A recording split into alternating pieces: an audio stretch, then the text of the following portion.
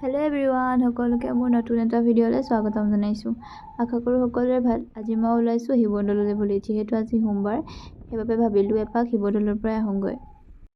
যিহেতু আমাৰ প্ৰতিটো সোমবাৰে আহিবলৈ অলপ অসুবিধাও হয়, ক্লাছো থাকে, সেইবাবে আহিব নোৱাৰোঁ। কিন্তু আজি বন্ধ আছিলে, সেইবাবে আহিলোঁ। সোমবাৰ যদিও আনকালৰ তুলনাত বাৰু মানুহ ইমান বেছি নহয়, আনকালে কিন্তু ইয়াতকৈ বহুত বেছি মানুহ হয়। এয়া মই চাকি জ্বলাই ল'লোঁ ধুনীয়াকৈ। এতিয়া আমি আহিলোঁ ভিতৰত সেৱা কৰিবলৈ। ভিতৰত মানে একদম মেইন হেৰিয়াত মই নোসোমালোঁ, কাৰণ আজি আমাৰ যোৱা দেৰি হ'ল, যিহেতু লাইনটো অকণমান দীঘল আছিলে, সেইকাৰণে ইয়াতে সেৱা কৰিলোঁ। দেওচৰত ফুট আৰু ৰছী পিন্ধি ল'লোঁ। বহুতে আকৌ ক'বও নহয় ৰছীও পিন্ধিছে বুলি। আমাৰ সৰুৰ পৰা দৌললৈ আহিলে আমি ৰছীডাল পিন্ধোৱে আৰু, নহ'লে কিবা হাতখন খালী খালী লাগে।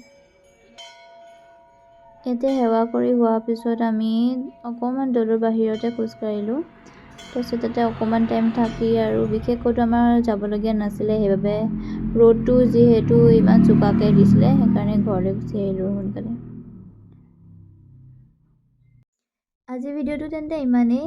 যদি ভিডিঅ'টো চাই ভাল পালে তেন্তে লাইক, কমেণ্ট, শ্বেয়াৰ এণ্ড চেনেলটো ছাবস্ক্ৰাইব কৰি দিব। নেক্সট এটা ভিডিঅ'ত আকৌ লগ পাম। Bye bye.